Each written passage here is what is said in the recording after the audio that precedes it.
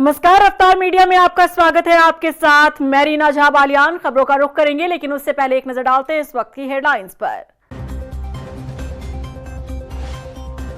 देहरादून में हुई केंद्रीय वित्त आयोग की अहम बैठक। धामी सरकार के वित्तीय अनुशासन की जमकर हुई तारीफ। टैक्स बंटवारे और विकास से जुड़े मुद्दों पर चर्चा। हरदा ने काफल पार्टी के सहारे बीजेपी पर साधा निशाना। कहा, बीजेपी की वोकल फॉर लोकल मुहिम को कांग्रेस दे रही बढ़ावा। बीजेपी ने भी किया पलटवार, कांग्रेस को लिया आड़े हाथों। देहरादून में लैब अटेंडेंट की परीक्षा में हाईटेक नकल का भंडाफोड़। 17 अभ्यर्थी गिरफ्तार। ब्लूटूथ डिवाइस से नकल करने की थी योजना। सॉल्वर गैंग के बारे में हो रही पूछताछ। और फिर खुलेगी हरिद्वार कुंभ में हुए कोरोना जांच घोटाले की फाइल। ईडी ने कोर्ट में दाखिल की चार्जशीट। आईजी गढ़वाल ने मांगी मुकदमों की स्टेटस रिपोर्ट। 2021 में हुआ था करोड़ों का घोटाला। चलिए बुलेटिन की शुरुआत कर लेते हैं।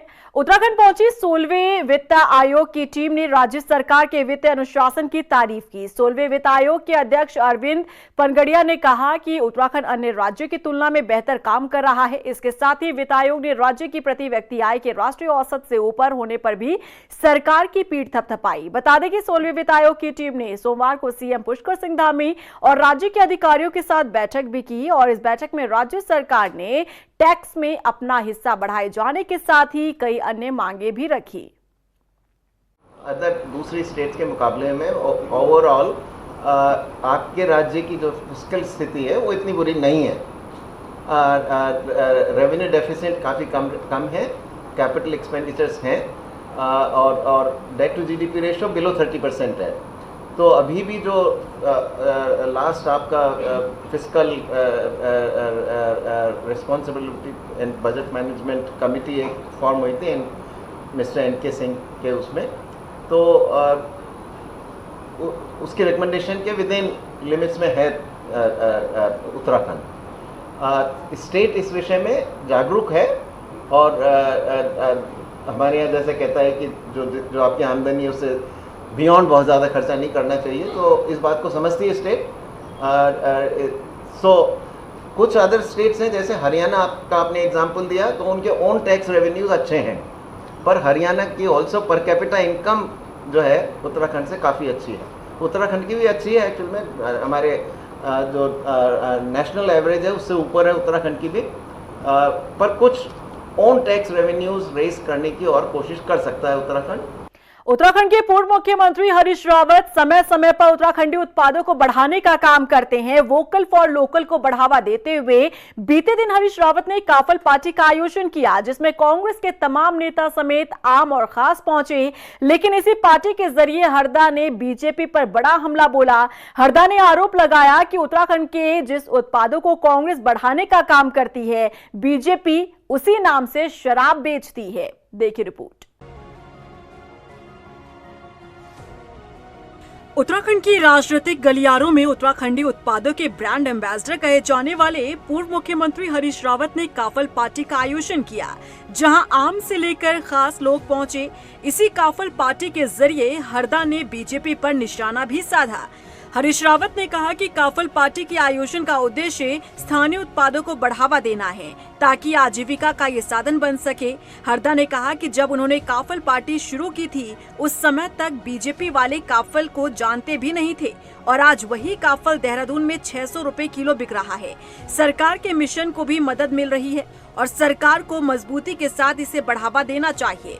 जब मैंने काफल पार्टी शुरू की थी, उस समय तक शायद हाथवा वाले काफल का नाम भी नहीं आता, लेकिन आज वो काफल 600 रुपया किलो बिक रहा है। अब तो एक प्रकार से जो सरकार का मिशन है, उस मिशन को मदद हो रही है इससे। ये वोकल फॉर लोकल, जो हमारे स्थानीय उत्पाद, जो हमारी प्रकृति की हमको देन, जो हमारे माताओं बहनों के बनाए हुए व्यंजन, जो हमारी मिट्टी के उत्पाद हैं, उनको आगे लाना और उनके गुणों को आगे लाना, ताकि वो हमारी आजीविका का सशक्त साधन भी बन सके। इसी दौरान उन्होंने बीजेपी पर निशाना साधते हुए कहा कि हम जिन उत्तराखंडी उत्पादों को आगे बढ़ाने का काम करते हैं, बीजेपी उसी नाम से शराब बेचती है। हमने काफल के जैविक और औषधि गुणों की बात कही और उन्होंने टेट्रा पैक में काफल नाम का जो है एक शराब को, कच्ची शराब को बेचने का काम किया। हमने माल्टा के गुणों का वर्णन किया ताकि माल्टा उत्पादकों को फायदा मिल सके। उन्होंने माल्टा के नाम से शराब चला दी। हमने नींबू की जैविकी और औषधि गुणों का प्रचार किया। भाजपा के लोगों ने नींबू नाम से शराब चला दी और टेट्रा पैक में बिकवा रहे। तो ये भाजपा की रंगत में, उनकी सोच में और हमारी सोच का अंतर है। काफल पार्टी को लेकर बीजेपी ने भी कांग्रेस पर तंज कसा। बीजेपी प्रदेश प्रवक्ता कमलेश रमन का कहना है कि पूर्व मुख्यमंत्री हरीश रावत को अगर लोकल उत्पादों की इतनी चिंता थी तो अपनी सरकार में कोल्ड स्टोरेज क्यों नहीं बनाए। देखिए, लोकल फॉर वोकल जो माननीय हरीश रावत जी करते हैं हमारे अनाजों को लेकर के, तो जिस समय वो वर्तमान में मुख्यमंत्री थे उस समय उन्होंने कोल्ड स्टोर क्यों नहीं बनाया। हमारे इन खाद्य जितने भी अनाज हैं उन सब चीज़ों के लिए, चाहे काफल हो, चाहे हमारे फल हो, फ्रूट हो या हमारी अन्य दालें हो, जंगोरा हो, इन सारी चीज़ों के लिए स्टोर क्यों नहीं बनाने का काम किया। माननीय हरीश रावत जी मुख्यमंत्री थे, शायद अपनी डेनिस को भूल गए जब उन्होंने डेनिस को यहाँ पर जो है प्रचार प्रसार करने का काम किया था। आज पुष्कर सिंह धामी जी की सरकार बेहतर निर्णयों के साथ काम कर रही है, बेहतर चीज़ों को लेकर के काम कर रही है। मुझे लगता है कि सफलता, विकास शायद विपक्ष को कहीं नजर नहीं आता। उत्तराखंड की राजनीति में महारत हासिल कर चुके पूर्व मुख्यमंत्री हरीश रावत भली भांति ये समझते हैं कि चर्चाओं में कैसे रहना है, कभी सोशल मीडिया पोस्ट के जरिए, तो कभी काफल पार्टी, तो कभी आम पार्टी के जरिए। अब भले ही ऐसे आयोजनों के जरिए हरदा अपनी राजनीति को जिंदा रखने की कोशिश करते हों, लेकिन इस बात से भी इनकार नहीं किया जा सकता कि ऐसे आयोजन के सहारे ही स्थानीय उत्पादों को भी बढ़ावा और पहचान मिलती है। रफ्तार मीडिया के लिए देहरादून से सुशांत सिंह की रिपोर्ट। साल 2021 में हरिद्वार में हुए कुंभ मेले के दौरान कराए गए कोरोना टेस्ट घोटाले की जांच फाइल एक बार फिर से खुलने जा रही है। इस मामले में ईडी ने कोर्ट में चार्जशीट दाखिल की है, जिसके बाद आईजी गढ़वाल ने देहरादून और हरिद्वार में दर्ज मुकदमों की स्टेटस रिपोर्ट मांगी है। बता दें कि स्टेटस रिपोर्ट का विश्लेषण करने के बाद आगे की कार्रवाई को अमल में लाया जाएगा। जो मामला जो ये RT-PCR टेस्ट का है, उसके अंदर में कुछ अनियमितताएं पाई गई थी, तो इसके विरुद्ध में यहाँ पे संबंधित थानों में मुकदमे दर्ज किए गए थे और साथ साथ उन मुकदमों को ईडी के साथ भी शेयर किया गया था। तो अभी ईडी ने इसमें चार्जशीट लगाई है, तो हम अध्ययन कर रहे हैं ईडी की चार्जशीट का और साथ साथ हम अपनी भी चार्जशीट जो इसमें लगी है उसका भी अध्ययन कर रहे हैं।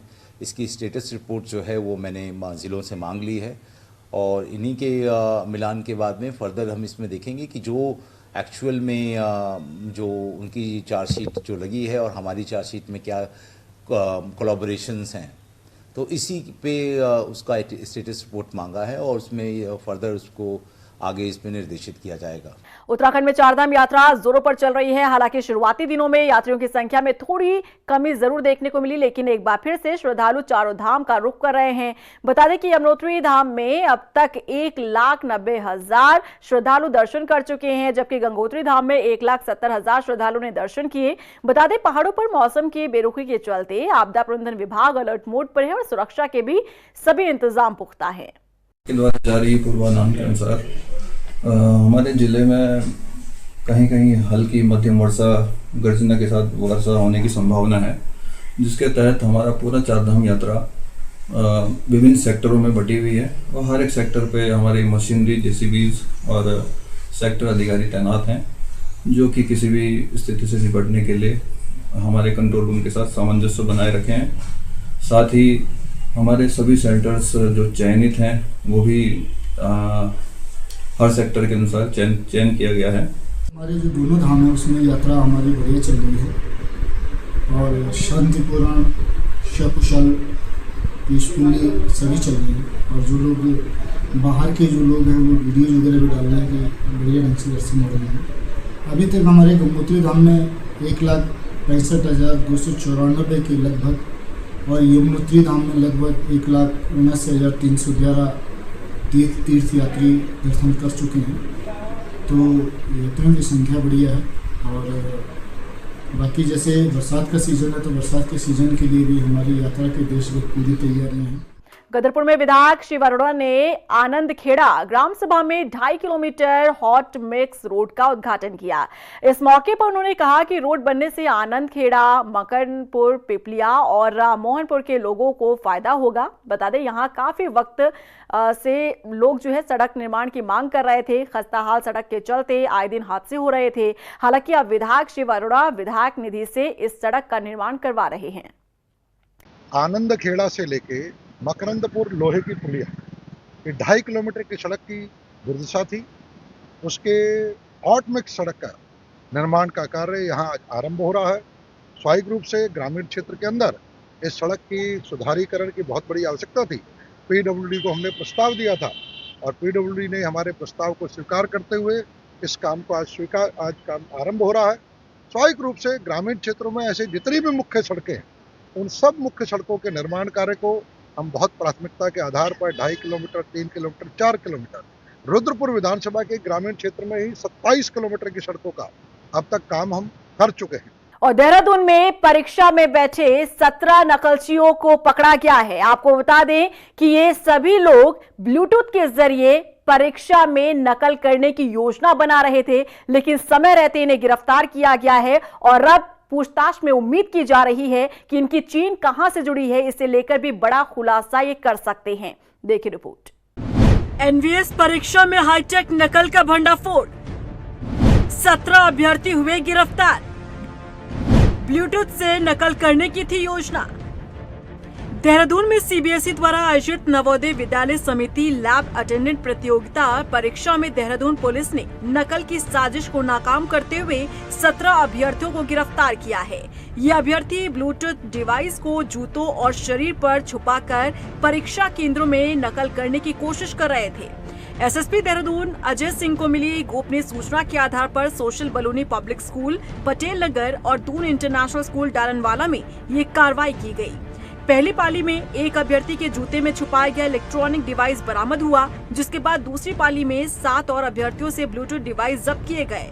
गिरफ्तार अभ्यर्थियों में सौरभ यादव, अमन, रॉबिन, अक्षय मान, नीरज मान, मोहित कुमार, अंकुश और मनीष मलिक शामिल हैं, जो उत्तर प्रदेश और हरियाणा के निवासी हैं। इनके खिलाफ पटेल नगर कोतवाली में 2 एफआईआर दर्ज की गई है। वहीं दून इंटरनेशनल स्कूल से पुलिस ने 9 अभ्यर्थियों को गिरफ्तार किया है। इनमें मदनाला पवन, इल्लूमला वेंकटेश और राकेश, अंकुर ग्रेवाल, साहिल, कपिल, अखिल, विशाल, ज्योति शामिल हैं। इनके पास से भी ब्लूटूथ डिवाइस बरामद हुए हैं, जो नकल के लिए उपयोग किए जा रहे थे। डालनवाला कोतवाली में इनके खिलाफ एफआईआर दर्ज की गई।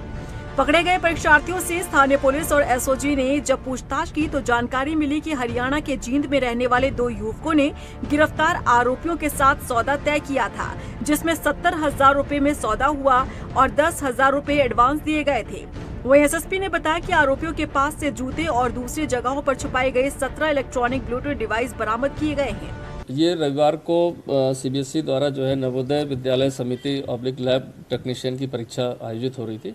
इसमें एक सेंटर है जो पटेल नगर थाना क्षेत्र है, वहाँ से सूचना प्राप्त हुई कि एक जो संदिग्ध जो अभ्यर्थी है उसके द्वारा कोई इलेक्ट्रॉनिक डिवाइस का प्रयोग किया जा रहा है। तो प्रथम पाली में पुलिस ने पहुंचकर वहां जब जांच पड़ताल की तो एक अभ्यर्थी को वहां पर ब्लूटूथ डिवाइस के साथ पकड़ा गया था। चूंकि परीक्षा की शुचिता को लेकर इस तरह के जब सवाल है कि जिस तरह से एक छात्र इस तरह का पाया गया है, इसको देखते हुए सेकेंड पाली में टीम बनाई गई थी और जो अन्य 4 परीक्षा केंद्र थे वहाँ पर आकस्मिक रूप से चेकिंग टीम द्वारा की गई। तो डालवाला के क्षेत्र में भी चेकिंग की गई। वहाँ पर जो है इस तरह के 9 अभ्यर्थी जो इस तरह के पाए गए इलेक्ट्रॉनिक डिवाइस का प्रयोग करते हुए उनको हिरासत में लिया गया। साथ ही साथ दूसरे सेंटर पर भी सेकेंड पारी में भी इस तरह से वहाँ पर 8 लोग पाए गए जो परीक्षा में नकल करने के लिए ब्लूटूथ डिवाइस का प्रयोग कर रहे थे। समस्त अभ्यर्थियों से जब इस तरह की पूछताछ हुई तो उससे प्रकाश में 2 लोग आए जो हरियाणा के रहने वाले थे। उनके द्वारा बताया गया कि 70 हज़ार रुपये उनसे में ये ब्लूटूथ डिवाइस के माध्यम से पेपर सॉल्व करने के लिए बताया गया था और एडवांस में 10,000 रुपये लिए गए थे, जिससे ये ब्लूटूथ डिवाइस खरीद के उनको उपलब्ध कराई थी। रात ही में इस टीम को लगाया गया था, जो हमें 2 मास्टरमाइंड इस पूरे पता चले थे। उस टीम द्वारा जो है आज जो है उनको हिरासत में लेकर उनसे पूछताछ की जा रही है। दोनों व्यक्ति जो है हरियाणा में जिंद और रोहतक के रहने वाले हैं, जिनके द्वारा अभी तक ये बात पता चली कि इनके द्वारा पैसे लेकर इस तरह से ब्लूटूथ से पेपर सॉल्व कराया जाना था। देहरादून पुलिस ने काफी बड़े गैंग को गिरफ्तार किया है। ऐसे में जिन आरोपियों ने इनके साथ सौदा किया था, उनकी गिरफ्तारी के बाद कई बड़े खुलासे होने की उम्मीद जताई जा रही है। रफ्तार मीडिया के लिए देहरादून से हिमांशु चौहान की रिपोर्ट। पौड़ी जिले के युवाओं के लिए काफल फल रोजगार का साधन बन रहा है। दरअसल इस साल काफल की पैदावार काफी हुई है, उधर बाजारों में भी इसकी मांग लगातार बढ़ रही है। ऐसे में क्षेत्र के युवाओं की आर्थिकी को मजबूत करने में काफल मददगार साबित हो रहा है। हम जंगल से लाते हैं काफल, बहुत दूर से उन्हें तोड़ने में बहुत टाइम लगता है। जैसा कि हम ग्रामीणों को जो काफल नहीं तोड़ पाते उनको सबको काफल खिलाने का सबसे बड़ा वो मानते हैं। जैसा हम एक गिलास 30 का बेचते हैं और जब हमारे काफल लगभग 200-250-300 के बिक जाते हैं।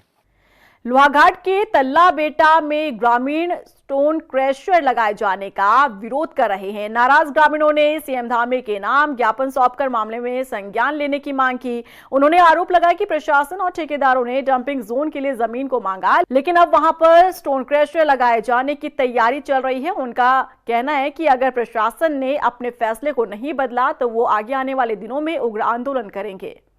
मामला ऐसा है कि इन लोगों ने पहले रेत के डंपिंग के लिए किराए में ज़मीन ली थी वहाँ गांव वालों से। हमारे गांव के लोग तो अनपढ़ हैं, अंगूठा टेक हैं, वो जानते नहीं हैं, तो उन्होंने जो है भाईबंदी के तौर पे घर घर जा कर के इन्होंने वो ज़मीन जो है किराए में ली। अब उस ज़मीन में ये लोग स्टोन क्रेशर प्लांट लगाने की तैयारी कर रहे हैं, जिसका कि गाँव वाले बहुत पुरजोर विरोध कर रहे हैं। वो जो है स्टोन क्रेशर लगने से वहाँ का पूरा पर्यावरण ख़त्म हो जाएगा।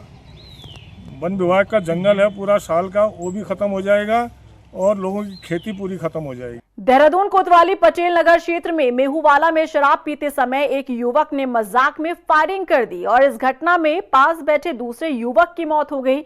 बताया जा रहा है कि पार्टी करते वक्त एक युवक ने मजाक में छिड़खानी करते हुए पिस्टल से गोली चला दी। गोली पास बैठे युवक के सीने में लग गई, जिससे उसकी मौत हो गई। वहीं घटना के बाद आरोपी युवक फरार है, जिसकी तलाश पुलिस कर रही है। घटनाक्रम एक देर रात्रि रिपोर्ट हुआ जिसमें सागर नाम का लड़का है जिसके सीने में गोली लगने की बात प्रकाश में आई थी और अस्पताल ले जाने के बाद वो ब्रॉड डेड हुआ। समस्त पूछताछ में प्रकरण निकल के आया कि उसके जो दोस्त थे उसके वहाँ पर पार्टी अपने घर के ऊपर छत पर कर रहे थे और वहाँ पर ये अवैध असला जो था इसको देखने के चक्कर में ये ट्रिगर दब गया और जिससे गोली जो है मृतक के लग गई। इसमें जो भी छात्र जो भी युवक थे वहाँ पर उन सभी को हिरासत में लेकर पूछताछ की जा रही है। पीड़ित की तरफ से तहरीर आने के बाद इसमें मुकदमा दर्ज किया जा रहा है। जिसके द्वारा इसमें इस तरह से फायर हुआ उसकी तलाश की जा रही है और उसके नाम इस पूरे घटनाक्रम में अभी तक जो पता चला है कि ये जो बैठे थे युवक वहाँ पर अपने घर पर छत पर, उनके द्वारा इस अवैध असले को देखने के चक्कर में लापरवाही पूर्वक जो ये फायर हुआ जिससे जो है युवक की मृत्यु हो गई है। उधर देहरादून से रुड़की पहुंची विजिलेंस ने तहसील पहुंचकर बड़ी कार्रवाई की है। बता दें यहां टीम ने तहसीलदार के पेशकार को रंगे हाथों रिश्वत लेते हुए पकड़ा है। इस घटना के बाद आरोपी को गिरफ्तार कर लिया गया। खबर मिलने तक पेशकार और शिकायतकर्ता दोनों से पूछताछ की गई। रुड़की महानगर प्रेस क्लब के अध्यक्ष और पूर्व अध्यक्ष ने मोनू जलवीर को सम्मानित किया। दरअसल रुड़की गंग नहर के किनारे रहने वाले मोनू ने गंग नहर में डूब रहे अब तक सैकड़ों लोगों की जान बचाई है, तभी लोग मोनू को जलवीर कहते हैं। हाल ही में एसएसपी द्वारा भी मोनू जलवीर को सम्मानित किया गया था। और इसी के साथ फिलहाल इस बुलेटिन में बस इतना ही, लेकिन चलते चलते एक नजर डालते हैं इस वक्त की हेडलाइंस पर। देहरादून में हुई केंद्रीय वित्त आयोग की अहम बैठक। धामी सरकार के वित्तीय अनुशासन की जमकर हुई तारीफ। टैक्स बंटवारे और विकास से जुड़े मुद्दों पर चर्चा। हरदा ने काफल पार्टी के सहारे बीजेपी पर साधा निशाना। कहा बीजेपी की वोकल फॉर लोकल मुहिम को कांग्रेस दे रही बढ़ावा। बीजेपी ने भी किया पलटवार, कांग्रेस को लिया आड़े हाथों। देहरादून में लैब अटेंडेंट की परीक्षा में हाईटेक नकल का भंडाफोड़। 17 अभ्यर्थी गिरफ्तार। ब्लूटूथ डिवाइस से नकल करने की थी योजना। सॉल्वर गैंग के बारे में हो रही पूछताछ। और फिर खुलेगी हरिद्वार कुंभ में हुए कोरोना जांच घोटाले की फाइल। ईडी ने कोर्ट में दाखिल की चार्जशीट। आईजी गढ़वाल ने मांगी मुकदमों की स्टेटस रिपोर्ट। 2021 में हुआ था करोड़ों का घोटाला।